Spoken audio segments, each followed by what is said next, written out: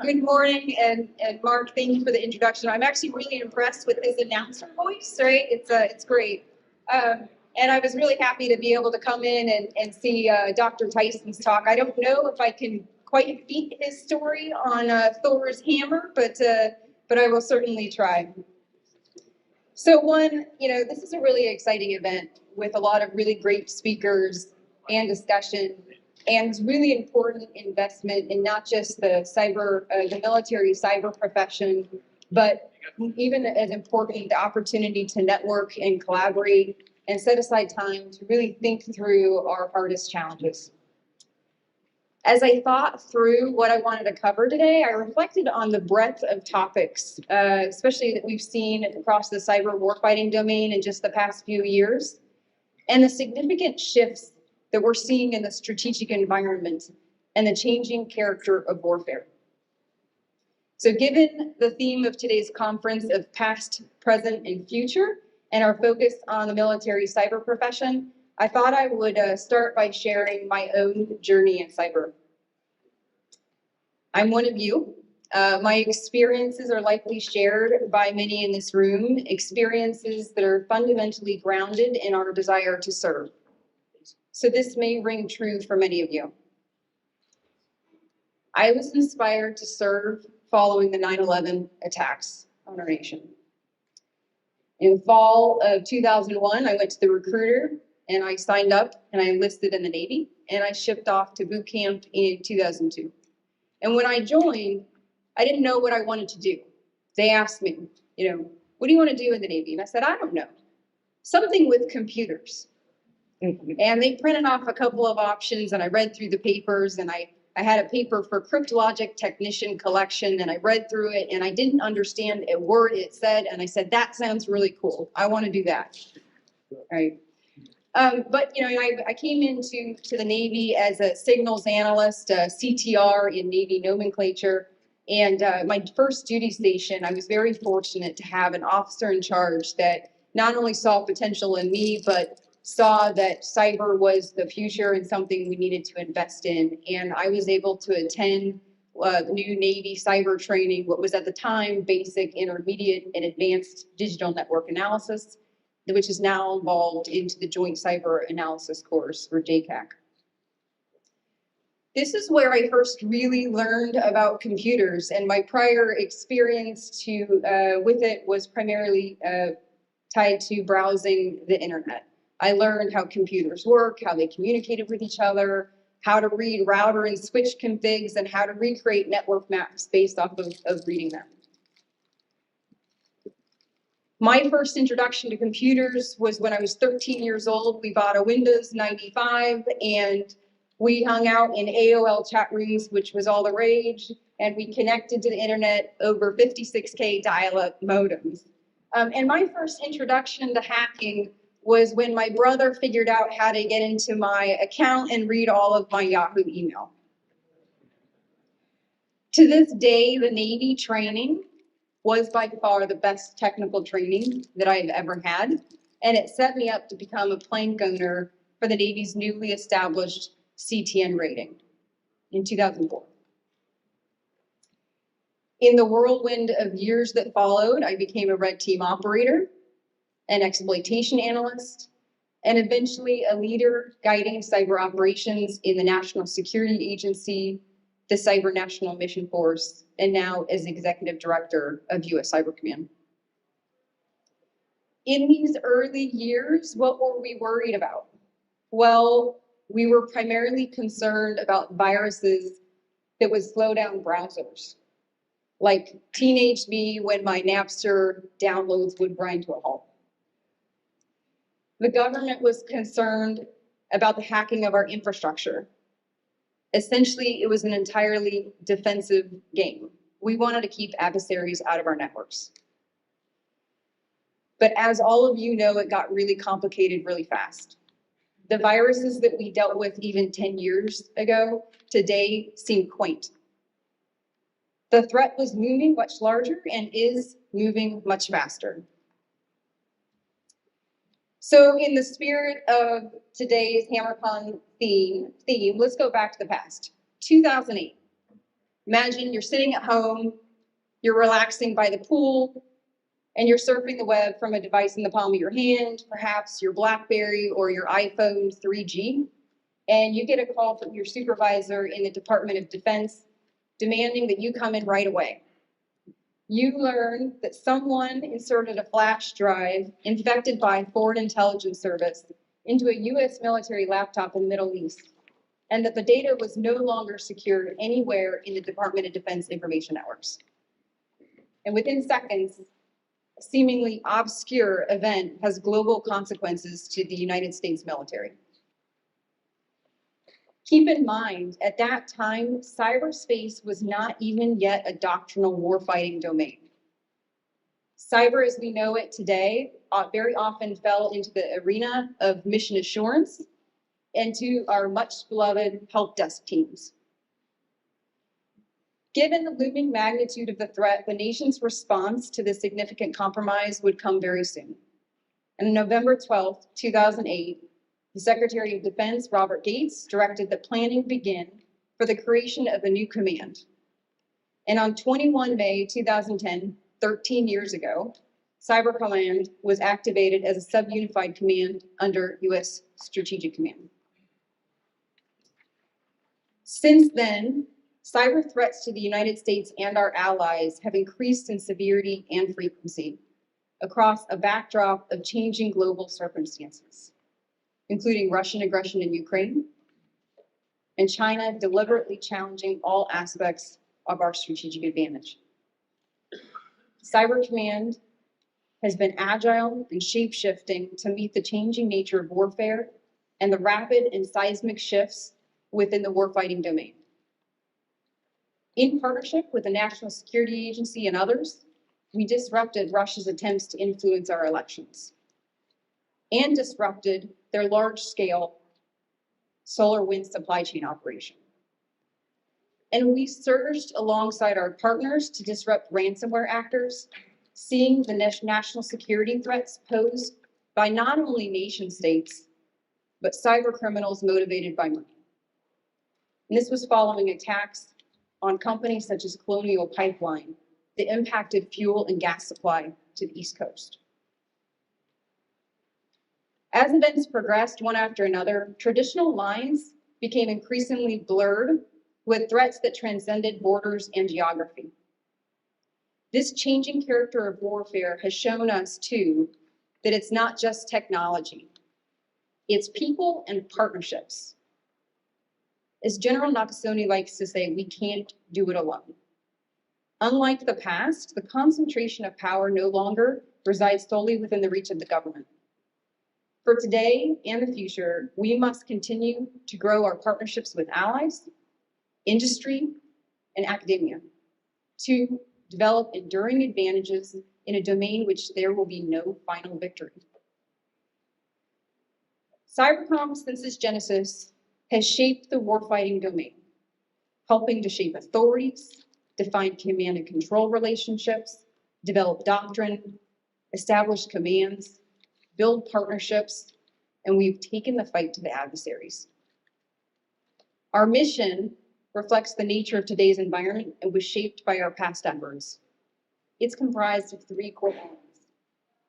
First, secure, operate, and defend the Department of Defense Information Networks, the DoDIN. This isn't episodic. It's daily while in constant contact with our adversaries.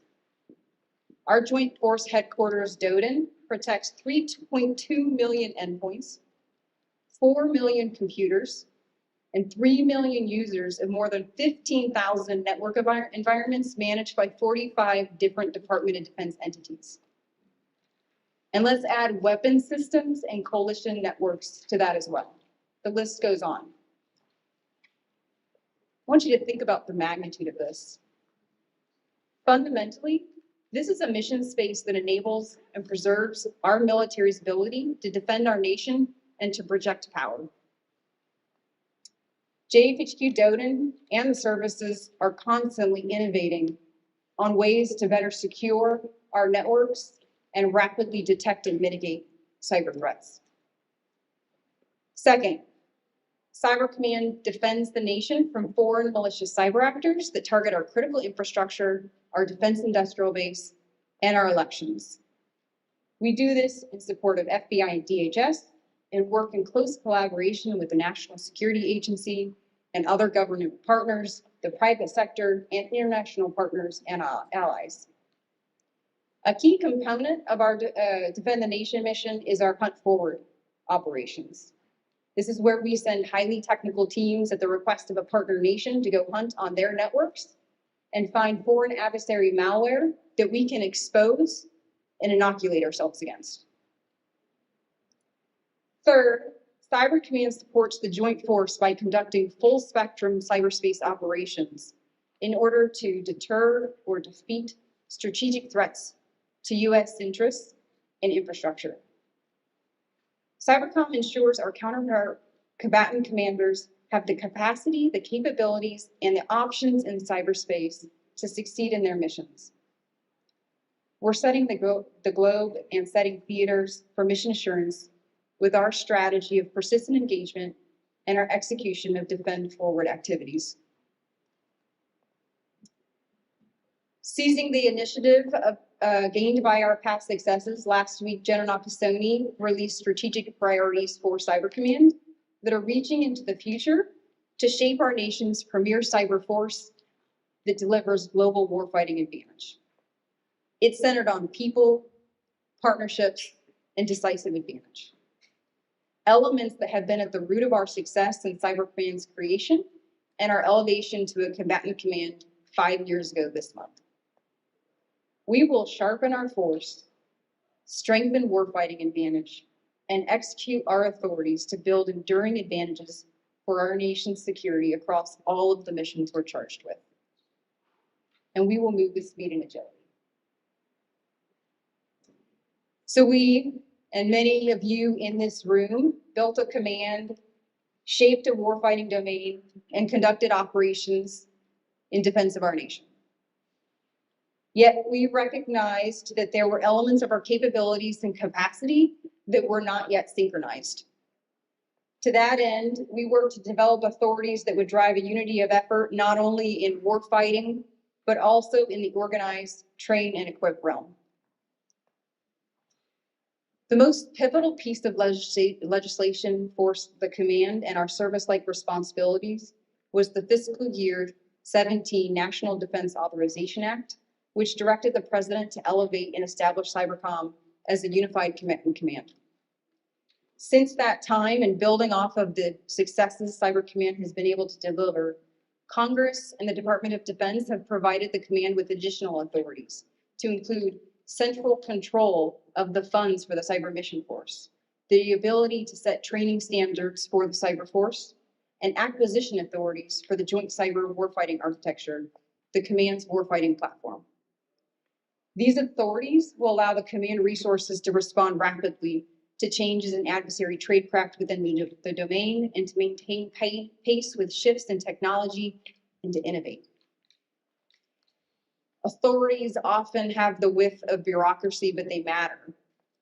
And authorities empower. And we're excited to execute these authorities, many of them for the first time this year. Cyber Command has shaped itself by critical thinking about our learned experiences. We've shaped the development of authorities, and these have informed our approach to the future. Critical to our future will be partnerships, innovation, and talent. Partnerships improve our capacity and our agility. Future success will depend on maturing partnerships from handshakes to outcomes. I'd like to offer just a few examples of where we've been able to move from dialogue to action, and starting with our growing partnership with the private sector to address cyber threats. At Cybercom, our link to the private sector is through a program we call Under Advisement, which represents a small tech-savvy team of military members who engage daily with key industry to share information on foreign adversary cyber threats. And to ensure we're closely connected within the government, Under Advisement works alongside the National Security Agency Cyber Collaboration Center and alongside CISA's Joint Cyber Defense Collaborative to share what we learn so that we can collectively defend our networks. This private sector partnership initiative has produced operational outcomes and what General Nakasone refers to as our canary in the coal mine. As just one example, under advisement was able to share suspicious IPs with Microsoft, which uncovered thousands of potential victims. And in this past year alone, Cyber Command has collaborated with 22 private sector partners to pass 149 unique indicators of malicious cyber activity. We'll continue to grow our partnerships with the private sector, building off of our authorities granted to us by Congress, and in recognition that cyber is a team sport and a threat to one is a threat to all. In addition to industry, we've invested in our partnerships with academia, knowing the depth of innovative thinking that occurs on campuses across the country. And we know there are many in academia that want to serve. In January of last year, Cyber Command established the Academic Engagement Network, starting off with just 84 institutions, and now we're at 114. And we accept 25 interns a year, and that number is growing. The Academic Engagement Network allows us to engage academic thought leaders on cyber policy and strategy, and it fosters critical thought and pulls us out of our norms. It engages our future workforce to inspire diverse groups of students to pursue cyber education and success. It increases cyber research and allows us an arena for time and space to share Cyber Command's unique and challenging problems that we don't have the capacity to pursue alone. As part of our academic engagement network, we recently held our first annual Cyber Recon Symposium event, where we gathered top students from 11 different schools to present their research on Cyber Command academic research questions and expose them to real-world cyber scenarios. And our components are engaged as well. JFHQ Doden has recently partnered with Marshall University and West Virginia University to establish a National Center of Excellence for Cybersecurity and Critical Infrastructure in West Virginia that will examine critical infrastructure issues and create solutions to strengthen national security while helping shape Department of Defense future cyber workforce through research, training, and collaborative initiatives. We're excited to build on these relationships and engage the talent that exists across our nation. China is our pacing challenge. Russia is an acute threat. Technology is challenging our capacity for speed. How do we adapt for these circumstances in the future? Just as on a kinetic battlefield, when the application of combat power at the critical time and place can sway the outcome, applying our capacity to innovate, coupled with a diverse range of talent, will shape the technological battle of the future. Talent is not some ethereal quality. Talent is people. Talent is everywhere in this room today. This powerful alchemy transcends any technology because people are our enduring advantage. Cyber Command needs talent. We're building a robust collaborative cyber workforce, developing warfighters who possess the critical thinking skills to operate in the cyber domain. A focus on recruitment, retention, and equipping warfighters in targeted areas is an accelerated effort across the command. And we're, of course, hiring. I welcome you to check out our booth here at HammerCon. The command is not only seeking talent, we're investing in talent. We're partnering with the Army's Cyber Center of Excellence to establish advanced training for our cyber operators. We're growing our training environments to include simulated operations for operators and analysts to hone their skills against. And we're creating additional opportunities for our workforce to continue their professional development through degree programs. A professional skills program with UMBC and a joint cyber fundamentals course are just two examples. Our people are at the core of what we do every day, and diversity is an inherent strength.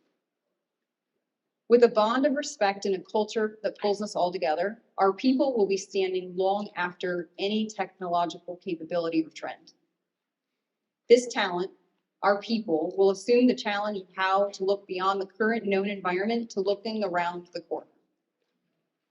A fundamental rule of warfare is that the adversary has a say in the outcome. Our talent will ensure that our ability to think bigger, move faster, and out-innovate surpasses our adversary's abilities to outpace us in the same realm. The tech elephant in the room is generative AI.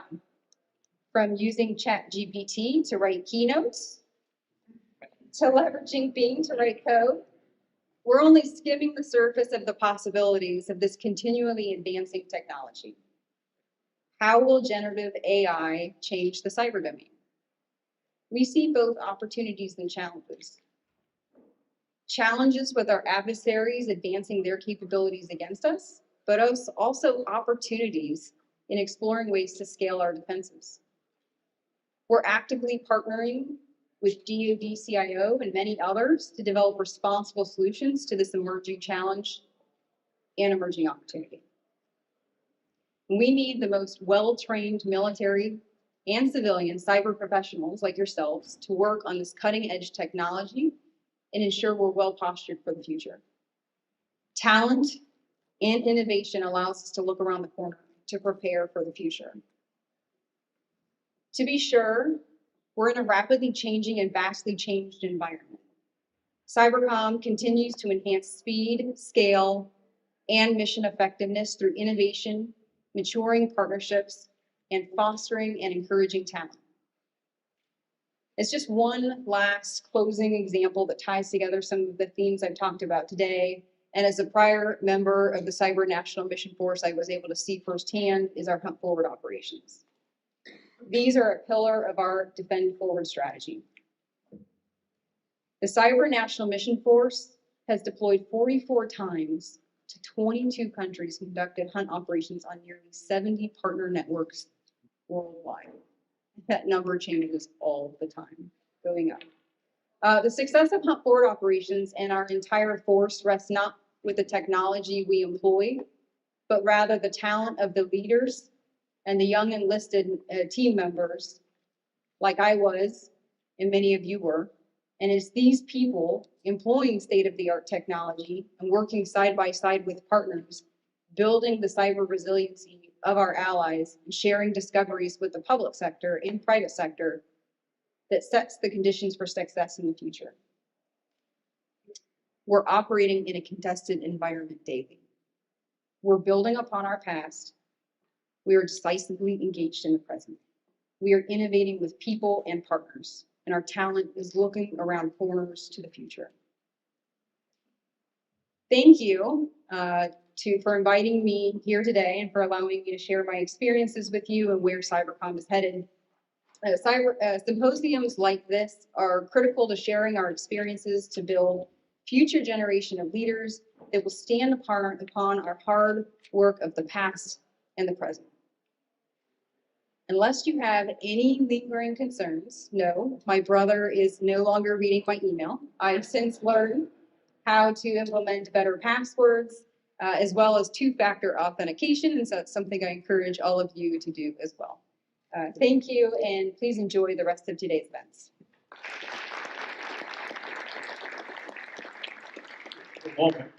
Major General, George Friends has a little bit of something for you.